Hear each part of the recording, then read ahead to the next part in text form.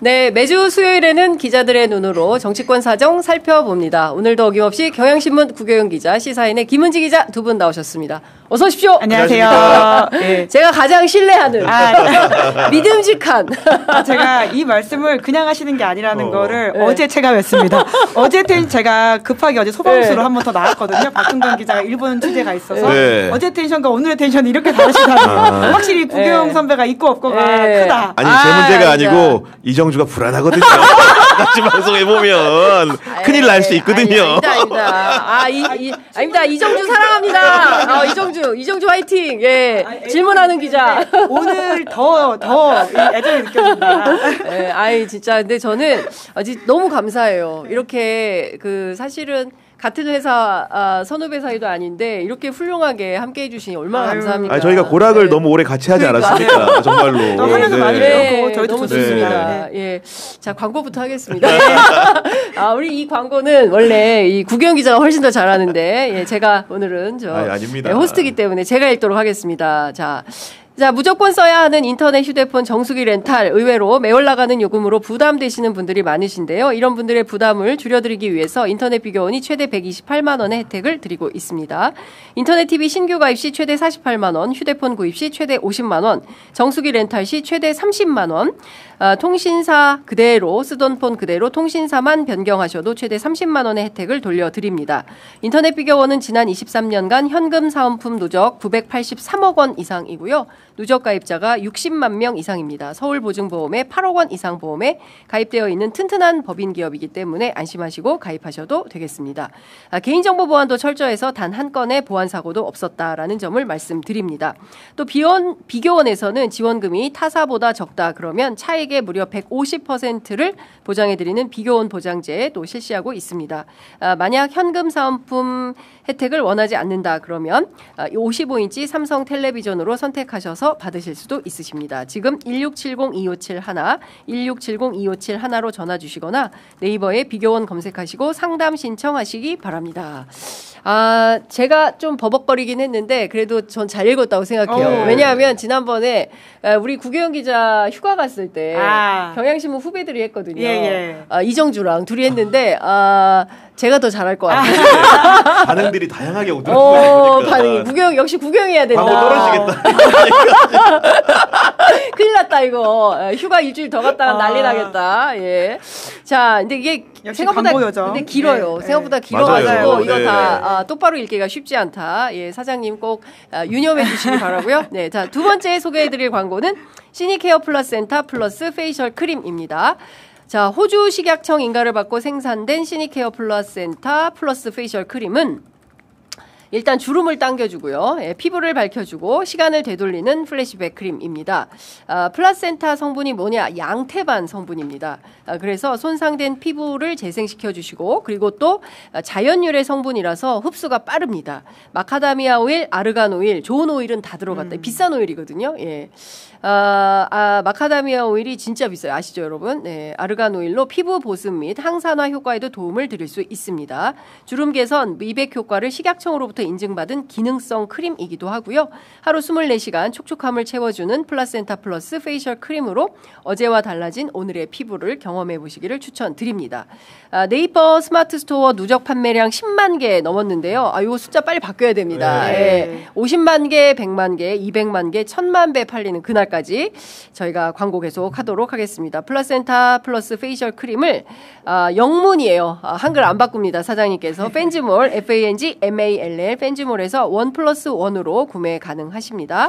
많은 구매 부탁드리겠습니다. 자, 구매 링크는 저희 취재 편의점 댓글창에 올라가 있습니다. 그리고 비교원하고 시니케어 이제 크림 같은 경우에 광고 이제 색깔이 붉은색이다 보니까 처음에는 약간 좀 어색했는데 어제 그 트럼프 대통령과 이재명 대통령의 회동 이후에 광고 천재 저희가 지금 레드 컴플렉스에서 벗어났어요.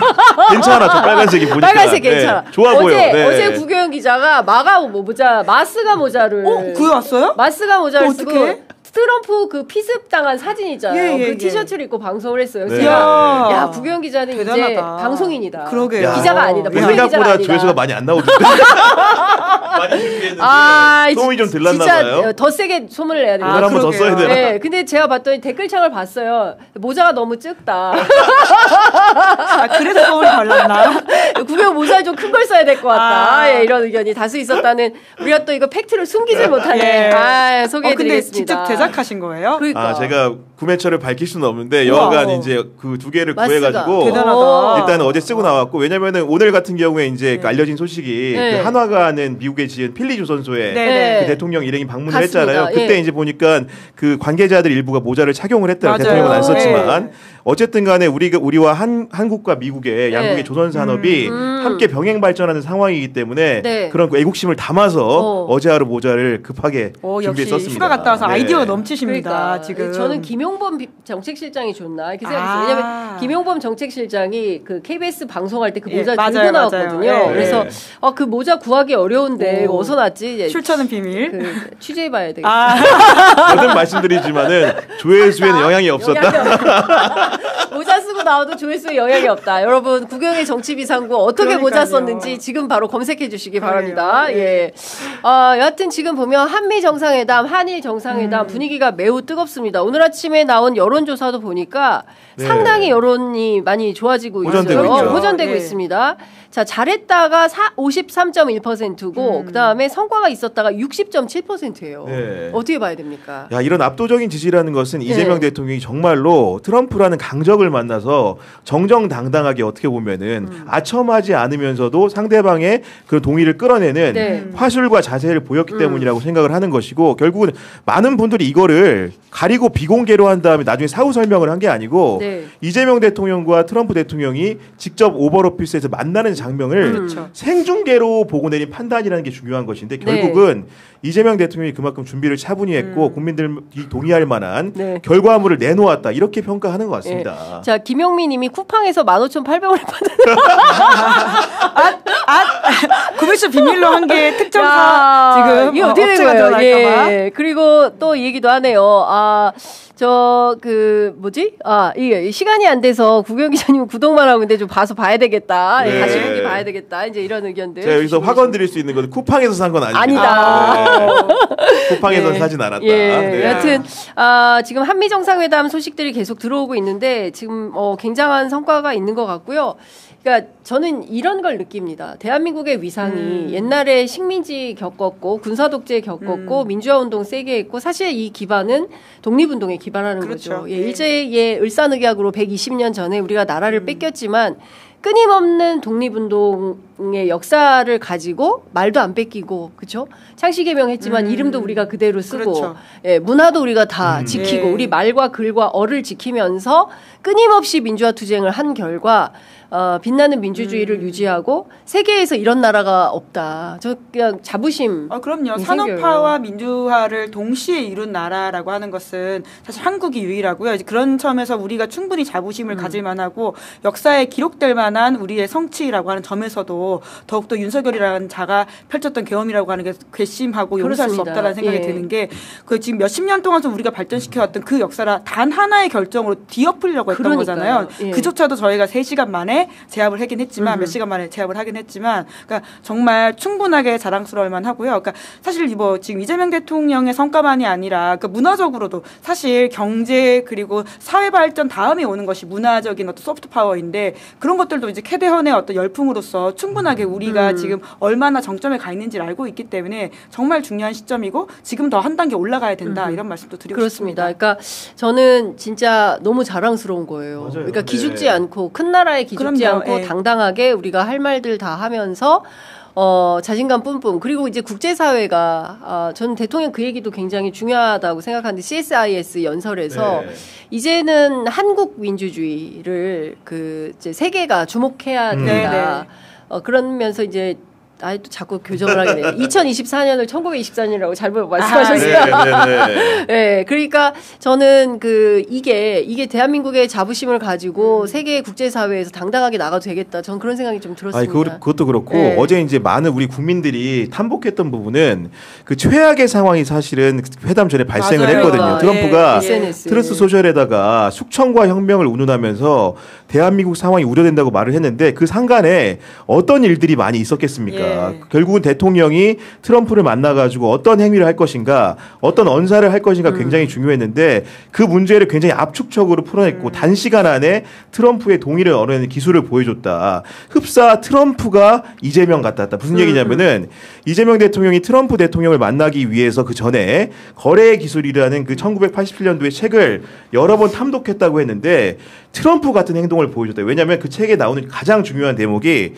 늘 최악의 경우를 예상하라라는 거거든요. 그 최악의 경우를 트럼프가 보여줬는데 슬기롭게 극복하는 것을 보고 트럼프 스스로도 야 이재명이 리틀 트럼프는 아니다.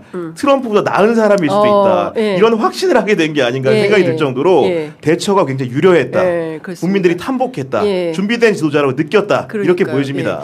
그 저는 CSIS 연설 끝난 다음에 이제 질의응답 과정에서 그 얘기가 나오잖아요. 그러니까 이제 자기가 트럼프 책을 꼼꼼히 읽었다라고 하면서 마지막 말미엔가 그런 내용이 나온다는 거예요. 저는 그 책을 읽지 않았는데 거기에서 지금 말씀하신 그 대목과 함께 망하게 하진 않는다 트럼프가 완전히. 그렇기 때문에 자기는 그런 믿음이 있었다. 근데 뭐 돌아와서 또 얼마나 많은 에피소드가 있겠습니까? 그리고 돌아오는 기내 기자 간담회에서 또 많이 얘기를 할 텐데 어제 저는 그 정구승 변호사 한 얘기도 굉장히 유의미했다고. 맞아요. 그러니까 유튜브 생방송으로 단련된 사람이기 때문에 그게 전혀 얼거나 쫄지 않아. 안 쫄아. 그런 상황이었던 것 같다. 그러니까 전 그리고 이제 어제 소위 말하는 대통령이 헤드라인을 뽑아주지 않았습니까? 피스메이커, 페이스메이커. 그러니까요. 그런 식으로 제목이 될 만한 이야기들을 함으로써 굉장히 좀 길을 이제 저희를 끌게 만들었는데, 그러니까 사실 피스메이커라고 하는 것은 이제 과거 임동원 전 장관이 본인 저서에서 맞습니다. 제목으로 써가지고는 유명해진 말이거든요. 그러니까 우리가 이제 한반도의 피스키퍼가 아니라 이제 메이커로서까지 역할을 하겠다라고 하는 것인데, 그러니까 사실 어제 그 메시지가 굉장히 좀 전환적이라고 하는 것이 그 역할을 우리가 아니라 트럼프한테 양보함으로써 트럼프가 피스메이커가 되고 나는 페이스메이커로서 보조하겠다라고 하는 식의 이야기라고 하는 것이 굉장히 어떤 면에서는 전환이라고 할 수 있는 것이거든요. 그래서 잘 만들어간 정말 준비가 잘 돼 있는 어떤 메시지라고 느껴졌고요. 그런 차원에서 향후에 더 기대하게 만든다. 물론 뭐 지금 성과가 아직까지 가시적이지 않다라고 비판하시는 분들이 계시긴 합니다만은 첫 회담이기 때문에 그건 당연한 것이고요. 그러니까 이제까지 저희가 누차 말씀드렸지만 트럼프와의 첫 회담에서 기가 눌려가지고 망친 수많은 정상들을 보지 않았습니까? 그런 거에 비하면 이 첫 데뷔라고 하는 것이 굉장히 의미가 있다라고 하는 건 충분히 평가해야 되는 것 같고요. 거기에 대해서는 사실 보수 언론이라고 할 수 있는 문화일보라든지 조선일보조차도 사설에서 문화일보 사설은 뭐냐면요.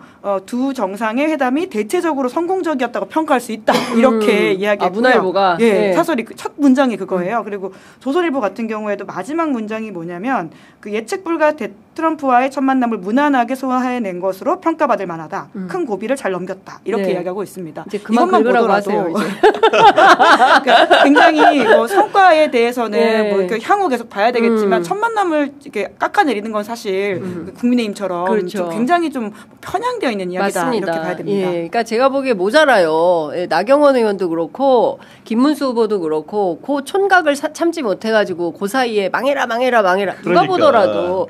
그리고 나서 낸다는 메시지가 그 형편없는 소리 아닙니까? 그러니까 이제 그분들의 그런 주장을 국민들이 귀담아 듣지 않는다. 이제 정신 차려야 되는데 여전히 미몽에 사로잡혀서 뭐 이따 우리가 얘기를 하겠지만 이제 그런 식의 정치 행태가 통하지 않는 시대가 됐음에도 불구하고 아직도 친일을 하고 있는 양상이랑 비슷한 그 시대의 지식인 같은 행태다라는 비판을 안 할 수가 없다라는 생각이 좀 듭니다. 제가 어제도 잠깐 말씀드렸지만 예전에였으면 아마 그분들이 그렇게 말했던 것들을 국민의 한 40%는 그렇게 믿었을 겁니다. 왜냐하면 내가 가지고 있는 스피커가 큰 사람들이 하는 이야기니까 어떤 면에서 신뢰가 있었을 텐데 말씀하신 것처럼 이제 생방송으로 저희가 다 봤잖아요. 그렇습니다. 그러니까 각자가 다 평가할 수 있는 시간과 그리고 정보와 기술이 있기 때문에 이제 그게 잘 안 통한다. 그러니까 그래서 좀 본인들도 좀 바뀐 시대에 바꿔가지고 좀 메시지를 바꿀 필요가 있지 않나 생각합니다. 지금 중요한 포인트가 뭐냐면 대통령실 이제 청와대로 이전하잖아요. 그러면 유튜브 라이브 박스 만든다는 거예요. 대통령실 차원에서. 직접 하는.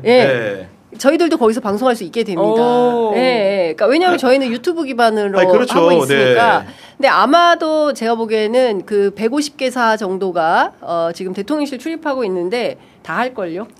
전 다 한다고 봅니다. 그럴 수밖에 안 할 수 없는 콘텐츠 아닙니까? 이제 세계 매체가 선도를 하겠지만 다 할 거예요. 문화일보 안 하겠어요? 조선일보 안 하겠습니까? 그렇죠. 저는 한다고 봅니다. 네. 이것도 그렇고 그 어제 이제 사실은 청와대 이전을 공식화한 게 징표가 저는 나왔다고 보는데 왜냐하면 트럼프가 이제 그 서명 과정을 보고 가져간 만년필 케이스에 대한민국 청와대라고 적혀 있거든요. 이미 제작부터가 맞아요. 청와대 이전을 염두에 둔 기념품이다. 이렇게 좀 생각이 드는 것이었고 그리고 많은 국민들이 그 라이브 쇼를 보면서 느꼈던 부분은 딱 그 속담이 생각나더라고요. 말 한마디로 천냥빚 갚는다. 맞아요. 정말 그 말 한마디가 얼마나 소중한 것이고 국제관계를 바꿀 수 있는 것인가.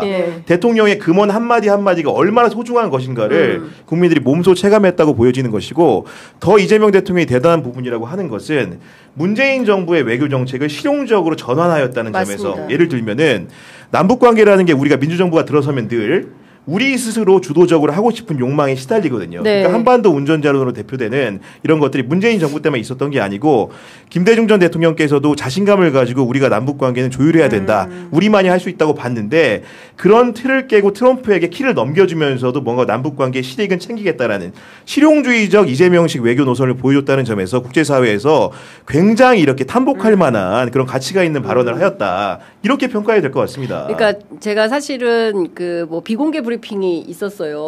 고위 당국자하고 대통령실에서 이제 그때 제가 이제 질문한 게 바로 그 한반도 운전자론이었습니다. 그 남북 관계를 기반으로 해서 한반도의 운전석에 우리가 먼저 타고 미국도 태우고 일본도 태우고 러시아도 태우고 중국도 태우고 북한도 태워서 가는 거지. 그러니까. 근데 그게 아니었더라고요. 우리는 페이스메이커였는데. 그러니까 굉장히 아쉽긴 하지만 이게 바뀐 어떤 국제 질서의 변화에 맞춰가지고 이야기를 해야 되는 상황인 것 같고요. 그러니까 물론 우리의 운명을 우리 스스로 당연히 개척해야 되겠죠. 맞습니다. 그런 차원에서 뭐 우리의 주도권을 놓겠다라고 하는 건 아니겠지만, 그러니까 적어도 북한의 반응과 미국의 반응이라고 하는 것이 그렇죠. 직접 지금 점점 더 하고 있는 상황이기 때문에 거기에 맞춰서 우리가 할 수 있는 전략적 행태가 무엇인지에 대한 특히나 한반도 운전자론이라고 하는 것은 이제 문재인 정부에서 초기엔 잘 작동을 했지만 결과적으로 이제 마지막에는 이렇게 잘 끝나지 못했기 때문에 하노이 로딜 이후에 완전히 없어졌죠. 이제 그래서 거기에 대한 복귀로서 새로운 아이템이 필요한 건 사실인 것 같고요. 하지만 이제 진행자가 말씀하시는 것처럼 우리의 주도권 우리가 가지고 간다라고 하는 그 기본 컨셉은 흔들리지 않을 것이다. 근데 제가 가만히 생각해봤어요. 그러니까 제가 사실은 뭐 질문을 많이 했습니다. 왜냐하면 그 일본을 먼저가 왜 그러지? 8월에 광복절이 있는데 그리고 두 번째 하고 많은 신문 가운데 왜 요미우리야? 요미우리가 가짜뉴스 이런 문제가 있었는데 왜 요미우리지? 그리고 이후의 관계에서 남북 관계는 우리가 주도권을 가져야지 이거를 왜 우리가 주도권을 놓는 거야? 그 소위 얘기하는 이게 이제 동맹파보다는 자주파에 근거한 인식을 가지고 이제 질문을 많이 했었는데 지금 생각해 보니까 그런 것들이 한반도와 그 주변 정세를 놓고 전체를 그 그림을 놓고 조망을 한 거죠. 포석을 놓으면서 하는 어떤 정치 행위였는데 제가 이렇게 미진해가지고 못 알아듣고. 근데 그런 질문을 자꾸 해야지 또 그 당국자 입장에서도 비어있는 부분을 채울 수 있고. 그래서 그런 질문하는 자체에 대해서는 오히려 되게 좋은 질문이라고 저는 생각합니다. 고맙습니다. 그리고 사실 이제 이재명 대통령이 돌아왔을 때 물론 저희가 지금 잘했고 이제 첫발 잘 뗐다라는 이야기를 하고 있지만 결과적으로 이제 한일 정상회담에서 비어있는 부분들이 있지 않습니까? 맞습니다. 과거사와 관련돼 있는 부분이라든지 위안부 관련된 이슈에 대해서는 향후 대처를 우리 정부가 어떻게 할지에 대해서 많은 분들이 궁금해하시거든요. 그러니까 아주 실용적인 차원에서 첫발을 그렇게 한일 관계를 뗐다라고는 하지만 그래도 메워지지 않는 부분들이 분명히 있고 그것을 이 정부 5년 동안이 무엇을 할 것인지에 대해서는 원칙적인 입장과 실용적인 걸 같이 말해주지 않으면 또 분명히 실망하게 될 부분들이 있기 때문에 그 과제는 충분히 잘 짚으셨다고 생각합니다. 하여간 그 끊임없이 고민하면서 끊임없이 학습하면서 가보도록 하겠습니다. 자, 그런데 우리가 이분 얘기를 안 할 수가 없습니다. 종묘에서 황후놀이를 했어요. 대박이야 진짜. 이 사람 역대 조선의 왕도 하지 않았던 못했던 일이라고 하더라고요. 예, 그 아시는 것처럼 그 2024년 9월 3일입니다. 당시에 종묘의 관리 감독 의무가 있는 국능 유적본부 직원들 없이 차담회가 이루어졌는데요. 이때 김건희 씨가 오후 2시 50분부터 4시 20분까지 내부에 있는 8대의 카메라를 녹화를 중지시킨 가운데 황후놀이를 했다는 거예요. 그러니까 나는 세상에 거기다가 뭐 거미줄 청소시키고 냉장고 설치하고 냉장고에 뭐 넣어놨을까? 뭐 넣고 먹은 거예요? 예?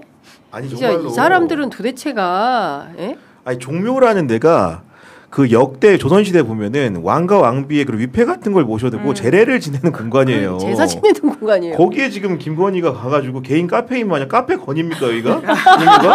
그 망묘를 한 데를 갔다는데 그러니까. 여러분들 모르시겠지만은 망묘를 사진을 보면은 거기 문을 열잖아요. 연못 보이죠. 그 궁이 또 잘 보여요. 그렇습니다. 그렇기 때문에 조망이 기가 막힌데 그 결국은 사실은 어떻게 보면 국가적인 정신문화유산과 다름이 없는 곳인데 거기를 사적으로 이용했다는 점에서 그것도 사적 이용 과정이 더 문제인 것인데 대통령 문체비서관실에서 국가유산청에 전화를 했다는 거 아닙니까? 국가유산청은 또 쪼르르 그걸 말을 따라가지고 이러저러한 준비들을 직원들한테 시킨 것이고 그 사이에 또 만나는 과정 김건희 일행이 왔을 때는 또 차로 들어왔다는 거 아닙니까? 심지어는 그러니까요. 아니 어떻게 종묘에 차로 진입을 소방문만 있는 거 그러니까 불이 났을 때만 화재 진압을 하기 위해서 소방문만 있는데 거길 차로 들어왔다가 차로 나간 거예요. 세상에 감히 어디를 세상에 저는 어처구니가 없는 거죠 이거는. 공과사를 구분을 못하고 이 사람은 역사 공부도 안 했나 봐요. 종묘가 대한민국의 역사에서 어떤 상징성이 있는지 학습이 1도 안 돼 있는 사람이다. 정말 무식하기가 이를 데가 없다. 네. 뿐만 아니라 지금 CCTV를 껐다라고 하잖아요. 그러니까 스스로도 이게 얼마나 문제되는 행위인지를 알고 있기 때문에 한다라고 하는 게 정말 악랄하다라는 생각이 들기도 하고요. 이제 그런 차원에서 우리가 이제까지 V0 그러니까 대통령 역할을 김건희 씨가 대신하려고 하는 게 아니냐라는 지적을 했는데 그렇죠, 대통령이 아니라 왕 역할을 대신하려고 했었다라고 하는 생각이 들 정도로 정말 개념이 없는 행동이라고 봐야 되겠죠. 그렇습니다. 그리고 이게 작년 9월이라고 하는 시점을 보면 그 당시에 이제 김건희 관련해가지고 주가 조작 논란이라고 하든지 맞아요. 가방 논란 같은 것들이 계속 이어지고 있는 시기였었거든요. 그 직후에 추석 이후에 그걸 다 털고 나서 소위 말한 저희가 지적했던 그 마포대교 순시 있지 않았습니까? 그런 것만 보더라도 공개 행보를 그때 했었던 것뿐이지 비공개로는 다 그런 류의 왕놀이들을 계속 하고 있었구나라는 생각들이 들긴 합니다. 제가 알기로는 김건희 씨가 그 모둠별로 기자들도 만나고 다녔다는 거예요. 대통령실 출입 기자들도 불러가지고 밥 먹이고 내가 원래는 이런 건데 그때 현장에 있던 한 기자에 따르면 기가 막힌 수준이었다고 해요. 그 대화의 양상이. 예, 대화의 양상이나 태도나 이런 내용들이 그 그러니까 뭐 어떻게 다 제가 옮길 수는 없어요. 왜냐하면 그 비공개를 전제로 한 그 회동이었기 때문에. 그런데 김건희 씨는 일도 무슨 자기 존재에 대해서 뭐 그 좀 낮추거나 그러니까 우리가 그때만 하더라도 김건희 씨가 다 이렇게 드러난 상황이 아니었기 때문에 그 무슨 남편의 내조자 역할만 할 거예요. 이런 어떤 그런 이미지를 가지고 만난 기자들은 깜짝 놀랄 정도로 그거 다 내가 한 거야. 뭐 이런 식의 태도였다는 그러니까 하나도 감추거나 낮추지 그런 게 않고. 없는 굉장히 뻔뻔한 태도로 나왔다는 건데 진짜 이거 용서가 안 된다라는 생각이 좀 드는데 이 사람 해군 함정에도 올라가서 술 파티 했잖아요. 의혹이 한두 가지가 아니죠. 지금 나온 것들이. 뭐 자주 와야 되겠네. 폭죽 터뜨리고 뭐 그때 작살로 뭐 회를 떴다 뭐 이런 소문까지 있지 않습니까? 주로 국가 시설을 잘 이용하시네요. 이번에 또 그러네. 구치소도 가셨는데 기본적으로 보면 국가 시설을 굉장히 좋아하시는 분으로 보니까 그러니까요. 예, 계속 계셔야 될 것 같습니다. 근데 사비로 밥을 사 먹든가 해야지 진짜 갑자기 돈 아깝다라는 생각이 좀 드는데 심각하다. 라는 말씀을 좀 드려야 될 것 같고요. 자, 오늘 한덕수 구속영장 실질심사가 있는 날입니다. 권성동 의원은 좀 오늘 출석을 하게 10시에 했으니까 이미 출석을 했겠네요. 그리고 한덕수 총리의 실질심사는 오후 30분에 있습니다. 권성동 결백하기에 나는 당당하다. 그래요? 이 사람 대단합니다. 오늘 9시 47분에 김건희 특검에 출석을 했다라고 하고요. 이제 특검 측이 제기한 각종 의혹에 대해 결백하고 그렇기 때문에 당당하다. 그리고 이제 특검을 비판하는 식의 이야기를 했는데 특정 언론과 계속 결탁해서 피의사실 공표하고 있고 명예훼손하고 있다. 가서 제대로 소명하고 당당함을 입증해내겠다라고 했는데 과연 조사를 받고 나왔을 때도 이 태도가 유지가 될지는 잘 모르겠습니다. 특검이 꽤 준비를 많이 한 것으로 알고 있거든요. 네, 그리고 지금 알려지지 않은 것 말고 있다면서요. 네, 일단만 얘기해 주시죠. 여러 가지로 이제 특검에서 수사 상황들 제가 세세히 알지는 못하지만은 그 통일교 측에서 금품을 공유했다는 게 핵심적인 내용이고, 그럼 2022년인가요? 그때 이제 1월, 2, 3월에 한 번은 그 세계본부장이 직접 전달한 것으로 보이는 것이고, 2, 3월에는 한학자 총재를 만나가지고 금품을 공유한 정황들이 있는 상황인데, 지금 특검에서는 권성동의 이런 혐의뿐만이 아니고 다종다양한 의혹들에 대해서 살펴보고 있기 때문에 만약에 꼬린이라고 표현한 흑기를 얘기하는 구속 사유는 그 알려진 혐의가 될 수도 있겠지만은 이후에 추가적인 의혹들에 대해서도 조사가 충분히 이뤄질 수 있는 상황이고, 저는 권성동 의원이 오늘 들어가면서 통일교 측으로부터 1억을 받은 적이 없다 이렇게 말했는데 그냥 어떤 우스꽝스러운 생각이 들었냐면은 1억이 아니야. 1억이 아닌가 보다. 그런 생각이 좀 들었거든요. 네, 김종대 전 의원 같은 분이 항상 기자들의 상상력이 너무 지금 좁다라고 하는 지적을 하시면서 큰 거 한 장이 어떻게 1억이냐 이렇게 뭐라고 하신 적이 있거든요. 뭐 그런 차원에서 이어서 생각해보시면 정의당에서 정치하신 분들 그렇게 말씀하시는 보니까 지금. 아니 근데 큰 거 한 장이기 때문에 평소에 윤영호 세계본부장이 한 장을 1억이라고 했다면서요. 그러면 앞에 큰 거니까 최소 공이 하나 또는 두 개다. 두 개까지. 예, 그렇게 보시죠. 큰 거 한 장이면 아니 김용남 의원은 큰 건데 어떻게 10억이겠냐. 정치인들 사이에 그거 아니다. 최소 100억. 그러니까 소위 말하죠. 그러니까 김건희 씨한테 그냥 주는 목걸이만 하더라도 6천만 원짜리고 그 안에서 시가들을 생각해 봤을 때는 사실 이제 큰 거 한 장이라고 하는 게 과연 그럴 수 있느냐라고 하는 게 합리적인 추측일 수도 있을 것 같고요. 근데 이제 권성동 의원은 여튼 이 문제에 있어서는 입을 담을 것이고 공여자의 진술이 핵심으로 보이는데 윤영호 전 본부장이 어디까지 이제 쏟아낼 수 있을지가 좀 주목되긴 합니다. 네, 윤영호 본부장은 나오셔야죠. 네, 이제는 다 털어놓고 나와서 새 삶을 살아야 되기 때문에 웬만한 얘기 다 하는 게 자기 신상에 도움이 될 거다라는 생각이 좀 듭니다. 자, 권성동 오늘 무슨 바지 입고 왔어요? 혹시 빨간 바지? 지금 사진을 봤는데 그냥 무난한 정장을 복면도 안 쓰고 복면 안 썼어요? 아마도 이제 정상적인 차림으로 나온 것 오늘 같은데 더울 텐데 오늘 아까 보니까 폭염주의보 떨어졌던데 다만 넥타이는 빨간색인 것 같습니다. 넥타이는 빨간색이에요? 네, 빨간 바지 왜 안 입었어요? 국민의힘 공무원 취업은 권성동. 근데 오늘 아침에 또 이제 그 권성동 의원이 출석을 하다 보니까 앞서서 이제 보도들이 좀 나왔던데요. 그 권성동 의원이 계엄 이후에도 차명폰을 사용해가지고 는 지금 그 통일교 김해남과 통화를 했다 이런 식의 내용들이 나오고 있지 않습니까? 그러면서 이제 수사 내용을 중간에 계속 좀 전달해 준 것으로 보이는데 그런 것만 보더라도 범죄 혐의라고 하는 것이 굉장히 좀 문제적으로 보이고 그러니까 충분히 아까 말씀하셨던 이제 향후에 다른 혐의가 나올 수는 있겠지만 이런 것들이 증거인멸의 우려로서는 가장 핵심적으로 작용하고 있는 것이거든요. 소위 말하는 특검이 이런 내용들을 언론에 알려줬다라고 한다면 영장실질심사는 고치다 이렇게 봐야 될 것 같긴 합니다. 그리고 지금 사실 권성동 의원에 대한 특검 수사 굉장히 중요한 부분은 개인적으로 금품을 받은 부분이 뿐만이 아니고 이것이 대선 자금으로 활용됐다고 한다면은 윤석열 정부의 정통성이 송두리째 흔들리는 계기가 될 수 있는 것이고 나아가가지고 윤석열이 대통령이 된 다음에 친윤계 당대표를 만들기 위해서 전당대회에 여러 가지 통일교 교인들이 입당한 게 아니라 의혹이 있기 때문에 이 부분이 수사를 통해 진실로 규명된다? 국민의힘이 또 송두리째 뿌리가 뽑히는 일이 벌일 수 있는 것이기 때문에 윤석열 정부의 정통성, 국민의힘의 그런 온존성의 문제를 건드는 부분이라서 권성동에 대한 수사가 일 개인에 대한 수사가 아니다. 본인은 통일교로부터 금품 수수한 적이 없다고 꼬리를 자르고 있지만 국민의힘과 국민의힘의 대선 후보의 문제로 비화될 수 있는 중타대한 문제라는 점에서 간단히 볼 사안이 아니라고 봅니다. 그렇습니다. 개인 문제가 아닌 거죠. 맞습니다. 저는 권성동 의원이 큰 거 한 장 받아서 자기가 혼자 꿀꺽하진 않았을 거다라는 생각이 좀 들고요. 말씀 주신 대로 대선 자금 저수지가 권성동을 중심으로 해서 형성됐을 수가 있다. 그렇다고 한다면 이것은 대선 게이트, 대선 자금 게이트가 또 되는 겁니다. 그러면 이 차원에서 별도의 특검이 또 필요할 수도 있어요. 그럴 수 있는 거죠. 그리고 권성동 의원의 성정상 내가 혼자 다지고 갈 분은 아닙니다. 이분이 혼자 다 내가 용감하게 내가 모든 죄를 짊어지고 평생 감옥에 썩을 거야 이런 생각 절대 하실 분이 아닙니다. 제가 보기에는 다 얘기할 거예요. 그러니까 오히려 검사 출신이기 때문에 어떤 식으로 수사할지를 충분히 알 것이고요. 그러니까 자신의 어떤 진술 태도와 진술에 대한 협조라고 하는 부분들이 어떤 식으로 또 반영이 될 수 있다라고 하는 기대를 가질 수 있을 것 같아서 오늘 특검 가가지고는 얼마나 특검 수사했는지를 확인할 겁니다. 그런 다음에 앞으로의 본인의 방향을 정하지 않을까라는 생각이 드는데요. 쉽지 않아 보입니다.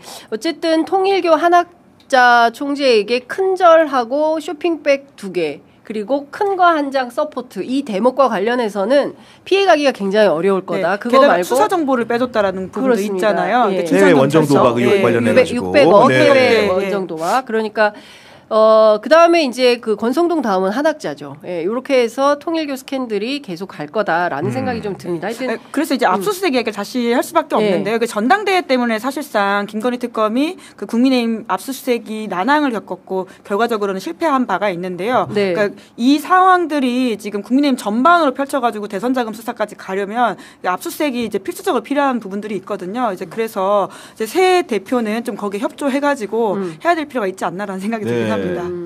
할까요? 자, 근데 이제 한덕수 총리는 구속이 되겠죠. 한덕수 총리가 내란 우두머리 방조 및 위증, 허위 공문서 작성, 공용 서류 손상, 대통령 기록물 관리 등에 관한 법률 위반, 허위 공문서 행사 무지하게 많네요. 범죄 혐의가. 네? 아니, 왜냐면은 한덕수 전 총리 같은 경우에는 네. 계엄의 전중 후에 모두 관여되어 있는 사람입니다. 그렇죠. 6명이 모여서 계엄을 선포하기 전에 대통령과 모의했던 그 장면에도 주요 임무 종사자들과 함께 참석을 했었고, 그 다음에 계엄이 선포돼가지고 그 이후에 여러 가지 계엄 국면이 유지되는 상황 속에서도 여러 가지 활동들을 했던 것이고, 예를 들면 누구누구랑 통화했다, 예를 추경호랑 통화했다, 이런 부분들이 알려지지 않았습니까? 네. 계엄이 끝난 이후에는 사후의 은폐를 기도하기 위해 가지고 대통령실과 또 협잡한 부분들이 있기 때문에 전중후에 걸쳐서 전천후로 걸쳐 있는 계엄의 부두목과 같은 존재다. 그렇기 때문에 아마도 구속을 면하기가 어려울 것 같다는 생각이 듭니다. 네. 이런 분이 구속되지 않으면 대한민국 법치주의가 없는 겁니다. 그렇죠. 네, 게다가 말씀하세요. 증거인멸의 우려라고 하는 게 사실 지금 한덕수 총리의 진술이 계속 바뀌고 있거든요. 맞습니다. 그것만 보더라도 증거인멸 우려를 좀 심각하게 생각해야 된다라고 하는 걸 좀 더 네. 첨언하고 싶습니다. 한덕수처럼 공직생활하면 감옥 간다. 네, 이 로직이 나와야 됩니다. 그래야 공직사회에 경고등이 켜집니다. 나도 그냥 출세하려고 줄 잘 잡아가지고 뭔가 좀 되려고 하는 그런 생각을 갖고 있던 공직자들이 아예 그런 생각 못하게 반드시 감옥 가야 됩니다. 그러니까 저는 이런 부분들이 어떤 거냐면, 과거에 보면 재벌, 그 벌자를 붙이면은 그런 족속을 얘기하는 건데, 네. 한덕수로 대표되는 총리를 2번이나 하지 않았습니까? 관벌 세력의 최후를 보여주는 거다, 이런 생각이 드는 것이고, 예. 이 관벌 세력이라는 것이 얼마나 정의로운 순간에 부도덕한 행위를 하는지를 네. 보여주는 결정적인 장면이고, 범행의 중대성이라는 것은 이분이 총리를 한 번 한 게 아닙니다. 네. 노무현 정부 때도 했고 2번이나 했기 때문에 비상계엄 선포를 통한 국민들의 고통을 너무나도 예단이 됨에도 불구하고 이런 것들에 동조하고 방조했다는 부분에 있어가지고 네. 죄책이 매우 무겁다. 그런 의미에서 증거인멸뿐만 아니고 범행의 중대성 측면이 맞아요. 인정될 가능성이 높기 때문에 네. 구속은 다시 한번 재차 말씀드리지만 면할 길이 없다. 네. 이렇게 봅니다. 그러니까 본인의 네. 구속을 막기 위해서 결과적으로는 국가를 들었다 놨다 했다라는 비판을 피할 수가 없는 게 한덕수 전 총리이거든요. 네. 그러니까 그럼 탄핵이 다시 기각되고 나서 돌아와가지고 했던 행동들이 트럼프와의 통화였고요. 외신과 수많은 인터뷰를 하면서 사실 이상한 이야기들을 엄청 쏟아냈었습니다. 네. 그러니까 뿐만 아니라 그 당시 한덕수 전 총리가 했던 그 헌법재판관 임명과 관련된 행동이라고 하는 것들도 반헌법적이라는 결과를 이미 받지 않았습니까? 그렇죠. 네. 이런 것만 보더라도 한덕수 개인이 살기 위해서 국가 시스템을 얼마나 망가뜨렸는지에 대해서는 사실 저는 정말 심각하다고 생각하고요. 그런 점에서 한국 엘리트의 어떤 민낯과 종말을 보여주는 사건이기도 해서 말씀처럼 구속으로 꼭 끝나야 된다는 생각이 듭니다. 그러니까 지금 말씀 주신 대로 대한민국 관료가 정말 깨끗해져야 되거든요. 그런데 이제 인사 시스템에 우리가 검찰도 마찬가지 아닙니까? 누군가의 줄을 잡아야 돼. 열심히 일하면 뭐해. 로비 못해가지고 나만 출세 못했어. 이게 우리나라 관가의 여전한 그 상식처럼 되어 있는 거예요. 그러니까 경찰도 마찬가지고 검찰도 그렇고, 그리고 모든 공직사회가 투명해지려면 저는 말씀 주신 대로 이 인사 시스템 투명하게 하고 한덕수처럼 계속 이렇게 말도 안 돼. 난 영어 잘해. 이거 하나만 가지고 40년 공직 그 관용차하고 뭡니까 법카만 있으면 우리 덕수는 행복하다.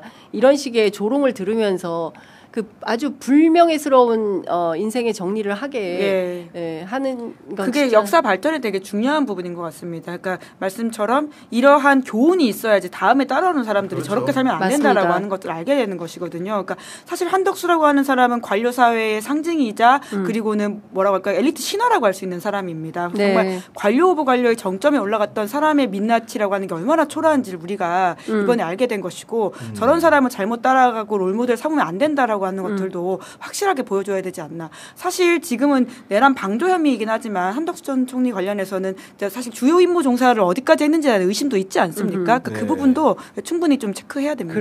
순수하게 쪼크입니다만 아까 그 종묘 얘기 나오니까 덕수궁은 서울구치소다.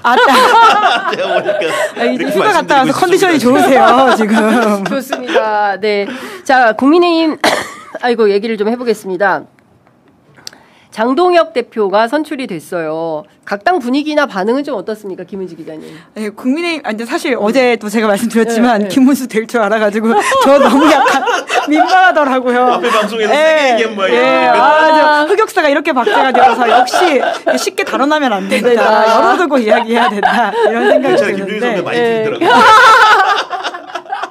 아무튼 다시 한번 죄송하다는 말씀을 드리면서 그러니까 놀라는 사람도 좀 있는 건 사실인 것 같은데요. 이제 여튼 이 상황을 통해 가지고는 정말 국민의힘이 끝까지 갈 수밖에 없다라고 하는 것을 국민의힘 사람들도 이제 알게 된 상황인 것 같고요.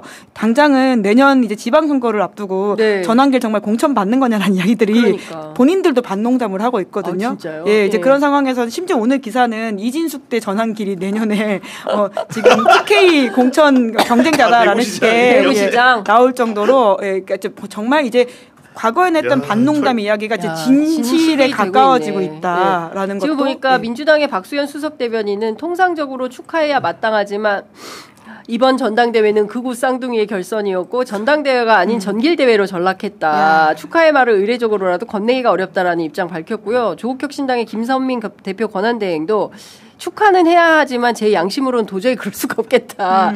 윤석열 추종자가 대표가 됐고 비슷비슷한 이들이 최고위원이 됐다. 다만 개혁신당 이준석 대표는 장 신임 대표의 선출을 축하한다. 이러면서 새로운 리더십을 통해서 당을 쇄신하고자 하는 의지를 보여준 계기라고 생각한다. 이런 얘기를 했습니다. 저는 좀 다른 각도에서 장동혁을 좀 이렇게 살펴봐야 된다고 생각을 하는데 그 장동혁 대표 같은 경우에는 많은 분들이 1.5선으로 알고 있지 않습니까? 그러니까 쉽게 얘기해서 재보선으로 국회에 입성해가지고 지난 총선에 됐다고 알고 있는데 사실은 국회의원 된 지가 2022년에 재보선으로 들어왔기 때문에 불과 4년도 안 됐습니다. 그러니까 정확하게 임기로만 따지면은 1선도 아닌 거예요. 그런 분이 어떤 여정을 거쳤냐? 제가 알기로는 2020년에 조승래 의원하고 유성에서 한번 붙었어요. 그때 이제 처참하게 졌죠. 그 다음에 2022년에 지방선거 때 대전시장 선거에 도전을 했는데 경선 탈락한 겁니다.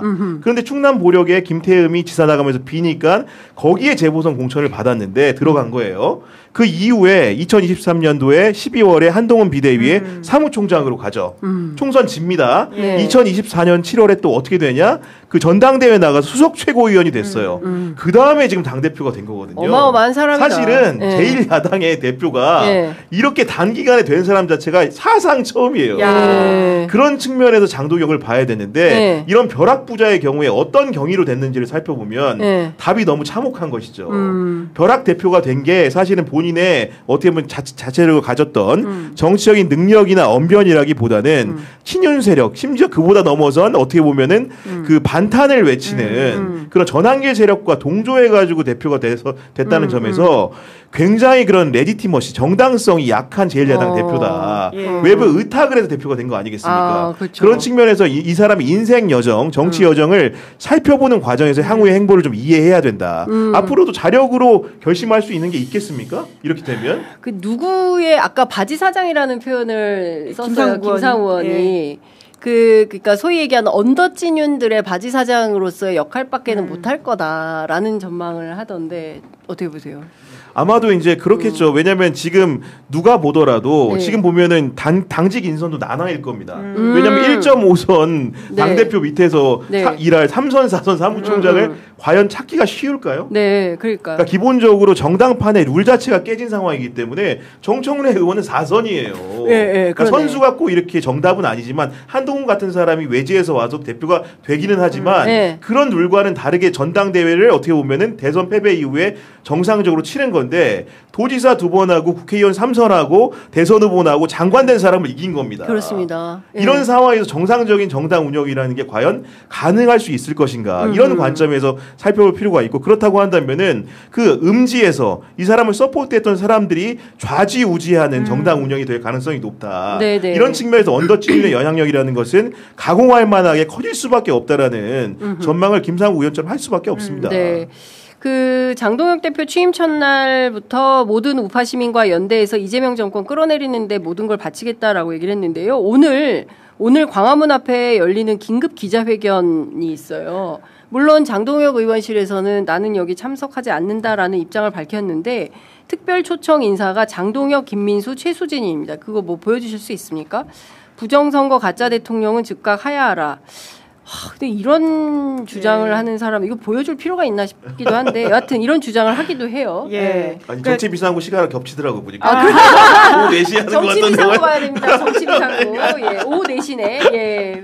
오후 5시에 집회도 하고. 예. 아니, 저희 시간이랑 가만 있어 봐. 지금 시사인하고 예. 정치 비상구하고 뉴스에 영향을 주는. 뭐 그냥 보니까 네. 참 이런 방식으로 한다. 그러니까 이제 정말 참 안타까운 것은 윤석열 때문에 대한민국 극우가 완전히 또아리를 피게 그렇죠. 되었다. 그러니까 지금 저런 방식으로 가면서 더욱 내부 결속을 할 것이고 그에 따라 가지고는 한동훈 전 대표를 비롯한 세력들을 몰아내려고 하는 게 핵심일 겁니다. 네. 물론 한동훈 전 대표가 그렇다고 뭐 탈당을 하거나 이럴 가능성은 아직은 없어 보이긴 하는데 뭐 어떻게든 한동훈 전 대표 주변 세력들을 좀 씨를 말리는 방식으로 해서 더욱더 더 극으로 가는 모양새인데요. 그러니까 근데 지금 문제는 이 107석 정당이 저런 식으로 좀비화되는 것에 대해서 그러니까 뭔가 방법을 찾을 수가 없다라고 하는 것이 좀 답답한 부분인 것 같고요. 이제 그러다 보니까 그러니까 자승자박하는 모습으로 갈 텐데 시간이 걸린다. 그 안에서의 이 보수라고 하는 것이 더욱더 스스로 자멸하는 길로 가고 있는 것이죠. 그러니까 내년 지방선거가 굉장히 중요할 것 같습니다. 저는 내년 물론 이제 그 전에 지금 악수도 하지 않는 우리 그 정청래 대표가 국회 차원에서 정당 해산 심판 요구한다고 하는데 물론 그것도 중요하지만 큰 틀에서 보면은 시민들로부터 심판받는 게 굉장히 중요해서 내년 지방선거에서 예를 들어서 국민의힘이 전멸한다라는 형식을 보여준다면 그 당이 계속 유지가 될 수 있겠습니까? 시민의 선택을 받지 못해야 되는 거 아니에요? 이런 그러니까요. 아무래도 이제 점점 이렇게 우파 시민들과 연대해가지고 이재명 대통령이 부정선거를 규탄하는 말도 안 되는 집회를 계속 동조하고 여는 순간 결국은 점점 더 고립이 되는 것이고 예전에 보면은 미래통합당 황교안 때 생각이 나는데 결국은 그런 주창을 하고 그런 식으로 고립화 전략을 스스로가 택하는 순간 선거에서 필패를 하는 겁니다. 2020년 총선 얼마나 참혹하게 졌습니까?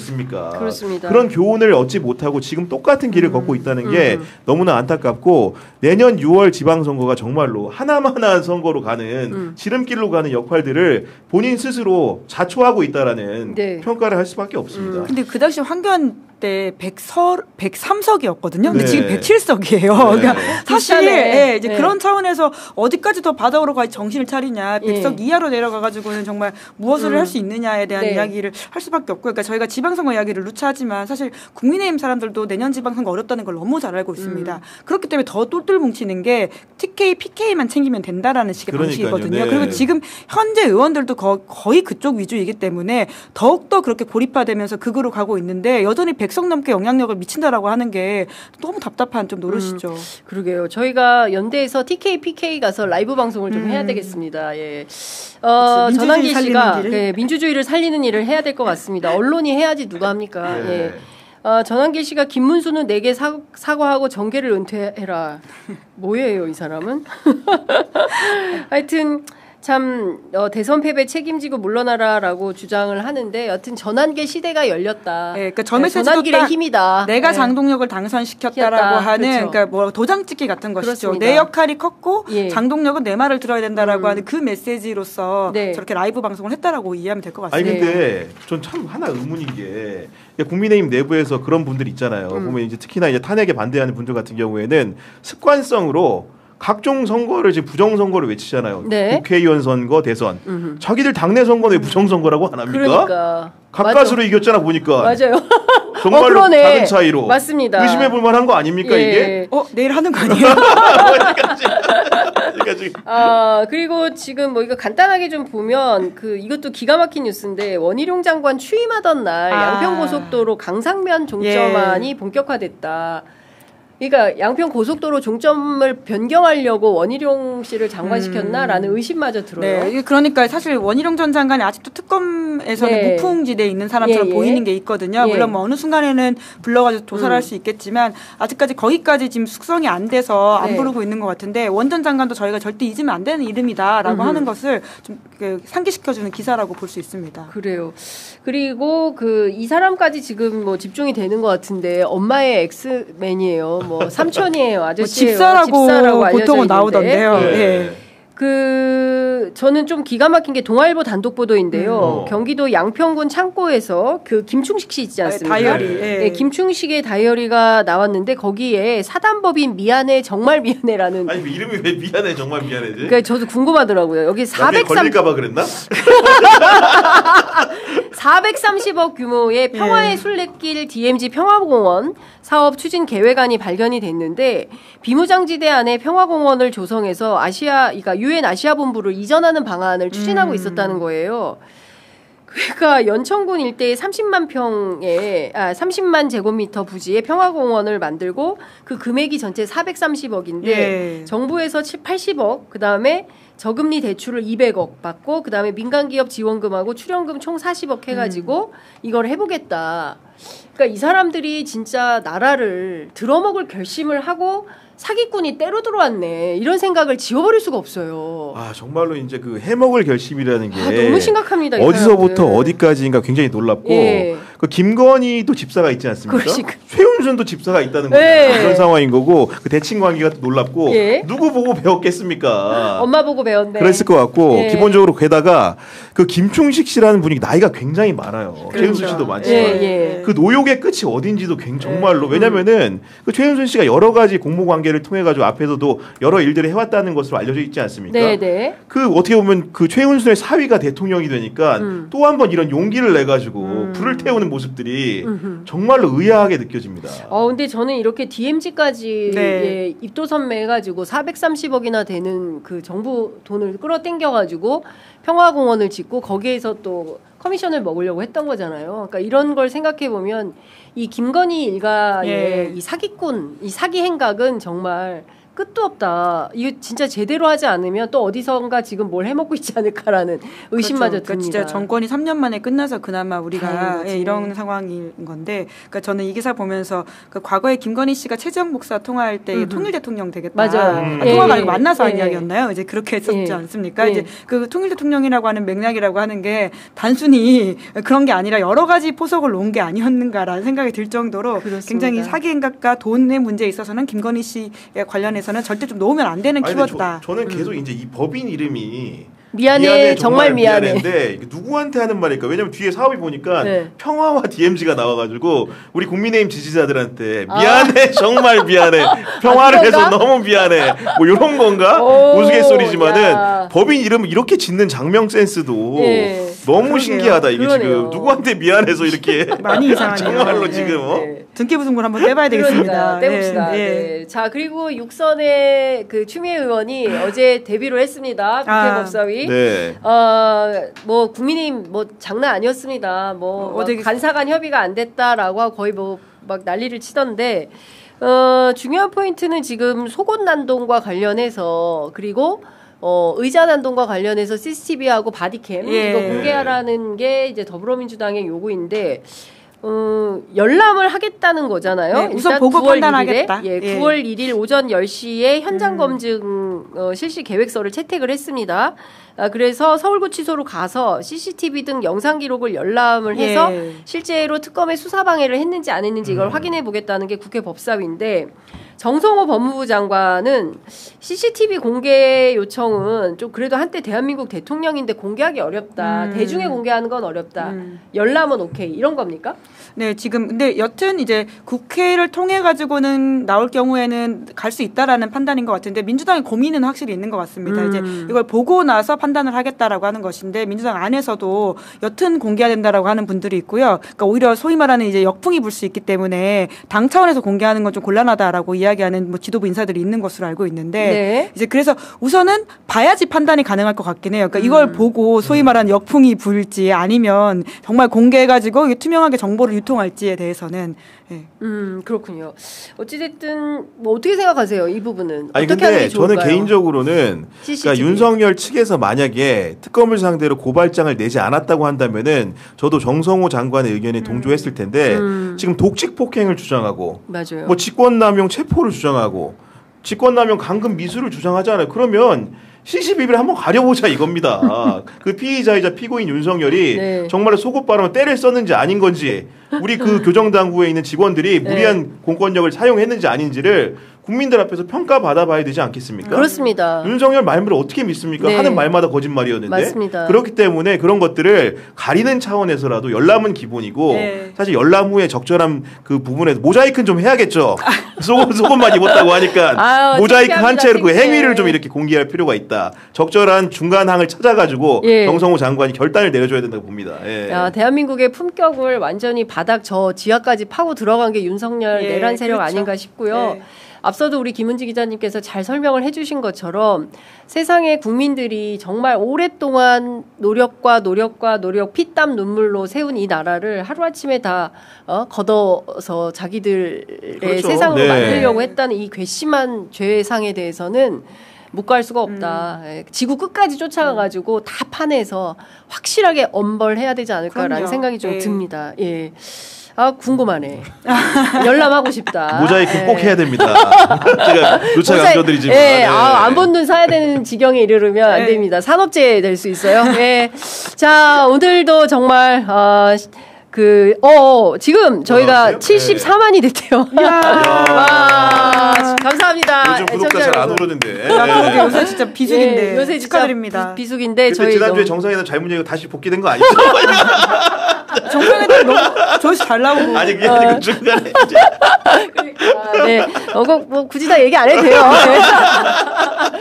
자, 하여튼 애청자 여러분 너무 감사드립니다. 74만 구독 달성해 주셔서 너무 감사드리고요. 저희들 현장에서 더욱더 열심히 뛰어서 날 것 그대로 여러분들 원하시는 영상 그대로 열심히 취재해서 보도하겠습니다. 두 분도 너무 감사합니다. 네. 내일 함께해 주셔서 고맙습니다. 네. 네, 오후 4시에는 구경의 정치비상국, 네. 5시에는 김은지의 뉴스인 여러분 많이 사랑해 주시고요. 스튜디오 공사 들어간다면서요? 저 이번 주에 스튜디오 공사. 어제 낚시 영상이 대단했어요. 깜짝 놀랐어요. 그러니까 말도 안 하고 그만두나 했더니 보니까 이거 아닌데 김은지 왜 이러는 거지? 야, 대단했습니다. 뭔지 궁금해하시는 분들은 저희 시사 유튜브 오셔가지고 네. 영상 하나 봐주시면 될 텐데요. 이번 주 공사에서 다음 주 리뉴얼된 스튜디오에서 이제 새 드디어. 스튜디오에서. 와. 근데 사실 사람들이 너무 기대하시는데 거기가 2.5평인데 3.5평 되는 거거든요. 그래서 엄청난 건 아니지만 저희로서는 윤석열 독방보다 큰 거잖아요. 그러니까요. 네. 드디어 원래 네. 윤석열 독방보다 작았는데 커진다. 네.